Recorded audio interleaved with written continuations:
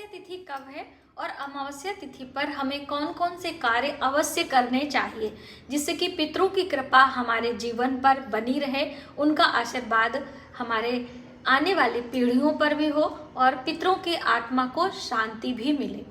नमस्कार, welcome to my channel. मैं हूं मनीषा।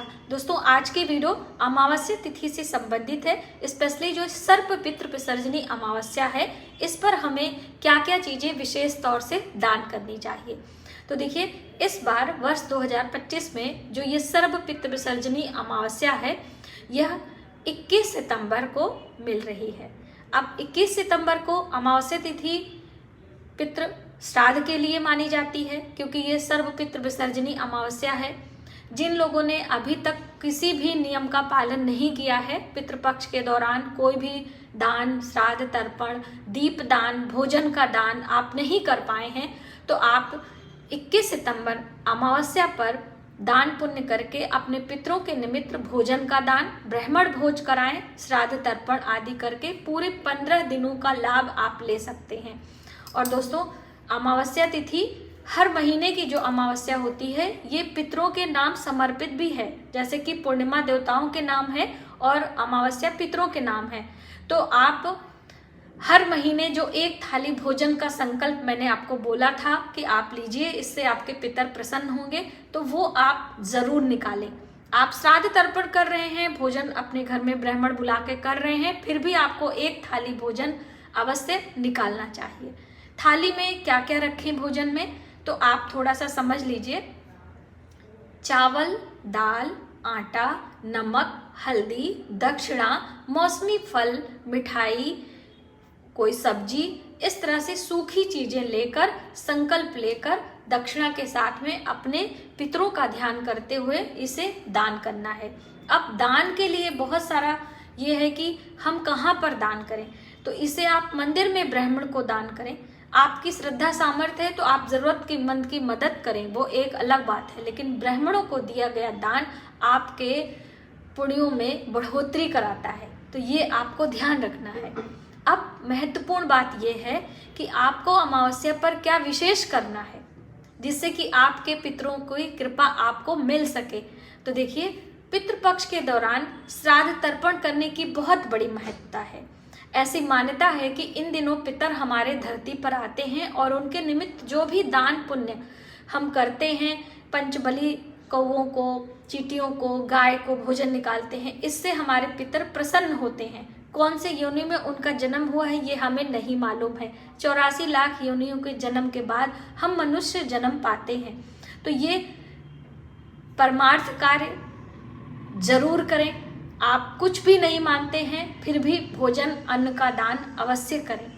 और दोस्तों, आपको अमावस्या तिथि पर पीपल वृक्ष के नीचे दीप दान जरूर करना है। अक्सर आपने देखा होगा कि जब परिवार में किसी का देहावसान हो जाता है, ऐसे में पीपल वृक्ष के नीचे ही जो जल से भरा मिट्टी का बर्तन एक के ऊपर एक रख के, जिसे घंट बोला जाता है, बांधा जाता है और उसमें हर दिन पानी डाला जाता है और उसके नीचे एक दीप लगाया जाता है।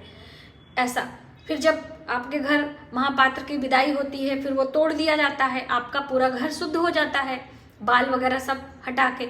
तो इसीलिए पीपल वृक्ष के नीचे किया गया मंत्र जप, पाठ, दान, दीप दान बहुत बड़ा पुण्य आपके जीवन में लेकर आता है। तो आप पीपल वृक्ष के नीचे दीप दान अवश्य करिएगा। वैसे भी हर अमावस्या पर लोग करते हैं, तो ये पितृ विसर्जनी अमावस्या है, आप करें। आपके घर के आसपास में यदि कोई पवित्र नदी हो तो स्नान करके, वहीं पर श्राद्ध तर्पण करके, उन सभी चीजों को नदी में विसर्जित करके फिर से स्नान करने की भी बात कही गई है। और दोस्तों, अमावस्या पर ही आप अपने घर की साफ सफाई करें, क्योंकि दूसरे दिन से अमावस्या, सर्प पितृ विसर्जनी अमावस्या 21 सितंबर को है और 22 सितंबर से नवरात्रि प्रारंभ हो रही है। शारदीय नवरात्रि 22 सितंबर से है और इसी दिन से माता रानी के 9 दिन, वैसे तो इस बार 10 दिनों की है, तो माता रानी का पूजन अर्चन भी प्रारंभ हो जाएगा। कलश स्थापना, घट स्थापना, माता रानी के जवारे लगाएंगे, अखंड दीप लगाएंगे। तो देखिए, इसकी तैयारी भी आप अमावस्या पर कर सकते हैं। बहुत सारी बहनों के मन में ये दुविधा थी कि हम अमावस्या पर पूजा पाठ का सामान या कुछ ला सकते हैं अथवा नहीं। बिल्कुल आप अपने मंदिर की साफ सफाई करें, श्रृंगार की सामग्री खरीदें, माता रानी के स्वागत की तैयारी करें, अपने घर की धुलाई सफाई, जाले, पुराने कबाड़ जो भी आपके घर इकट्ठा हुए हैं उन सब चीज़ों को बाहर निकालते हुए अमावस्या पर पूरा आप सभी काम कर सकते हैं। यहाँ तक कि अमावस्या पर बाल भी धुला जा सकता है। जिन बहनों ने 16 दिनों तक 15 दिनों तक अपने पितरों के निमित्त श्राद्ध तर्पण भोजन नियम का पालन किया है, वो पितृ विसर्जनी अमावस्या पर पितरों की विदाई करके, क्योंकि देखिए पितरों की विदाई के लिए हवन किया जाता है और इस दिन घर पे पकवान बनाए जाते हैं। कहते हैं कि जो पकवान बनते हैं इसकी खुशबू से पितृ प्रसन्न होते हैं। तो आप अपने घर में जो आपके परंपरागत चीजें होंगी वही आप बनाइएगा।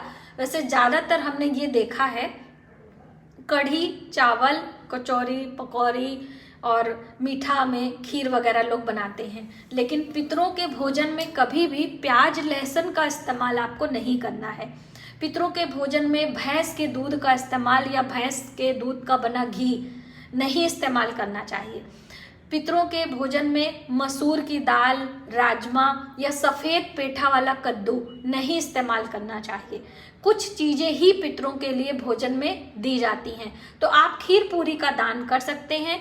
खीर पूरी दूध, गाय के दूध में खीर बनाकर उसी से पिंडदान भी किया जा सकता है। और दोस्तों, हवन कब करें, तर्पण कब करें, श्राद्ध कब करें और ब्राह्मण भोजन कब करें, इसको लेके बहुत सारा कन्फ्यूजन है। तो देखिए, आप अमावस्या तिथि पर यानी 21 सितंबर को सुबह सवेरे उठकर अपने घर में स्नान ध्यान करके भोजन बनाएं। भोजन बनाने के बाद आप आपके परिवार का कोई भी पुरुष भाई श्राद्ध तर्पण गंगा किनारे या फिर किसी नदी सरोवर के किनारे करते हैं तो बहुत अच्छी बात है, वरना आप ब्राह्मण बुलाकर घर में उन सभी भोजन को कराएंगे। उससे पहले आपके घर का कोई भी व्यक्ति भोजन ना करे। जब भी हम किसी ब्राह्मण को निमंत्रण देते हैं तो जब तक ब्राह्मण नहीं खा लेते हैं तब तक हमारे घर का कोई छोटा बच्चा भी रसोई का बना भोजन नहीं करता है। बच्चों को भूख लगती है तो आप उन्हें बाहर से मंगा कर कुछ दे दीजिए, उनके लिए दूध वगैरह गर्म करिए, वो एक अलग बात है, लेकिन घर का मुखिया और कोई भी व्यक्ति तब तक भोजन नहीं करता है। ये नियम है। अब आप माने या ना माने, हम लोगों के यहाँ तो ऐसा ही होता था। जब तक ब्राह्मण भोजन नहीं कर लेते थे, बच्चों का टिफिन भी नहीं होता था। जिस दिन वैसे तो छुट्टी रहती थी, नहीं भी छुट्टी है बीच में कभी, तो उनके लिए अलग से ब्रेड वगैरह दे दिया जाता था सूखा, जो कि रसोई में नहीं बनेगा।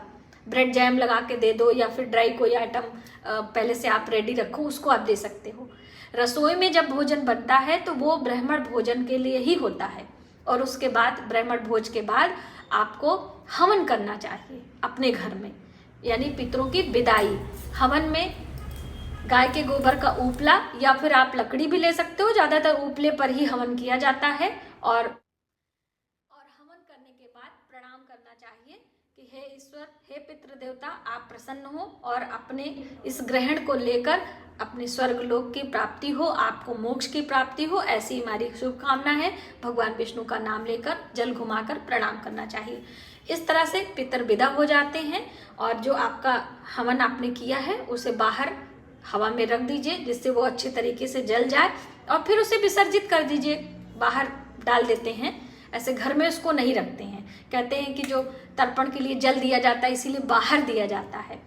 और हवन वगैरह भी जो रहता है वो राख हो जाता है, तो राख मिट्टी में विसर्जित हो जाता है, किसी गमले वगैरह में बाहर उस पे किसी पार्क वगैरह के गमले में मिट्टी में विसर्जित हो जाता है। इस तरह से आपको पितृ विसर्जन अमावस्या पर करके फिर अपने घर की साफ सफाई, झाड़ू, जाले आदि करके, कपड़े वगैरह बहुत सारे लोग 15 दिन तक नहीं धुलते हैं तो वो कपड़े धुलते हैं और पूजन की तैयारी करते हैं। श्रृंगार की सामग्री, माता रानी के लिए चौकी, ये सब काम शुरू हो जाता है। ठीक है, तो आपने जाना कि पितृ विसर्जनी अमावस्या पर हमें क्या क्या भोजन और कैसे ब्राह्मण को भोजन कराना है और कौन कौन सी बातों का ध्यान रखना है। तो आज की वीडियो में बस इतना ही। यदि हमारी जानकारी आपको थोड़ी सी भी हेल्पफुल लगे तो प्लीज़ वीडियो को ज़्यादा से ज़्यादा लोगों में शेयर करें। आने वाली वीडियो प्लीज़ सब्सक्राइब करें।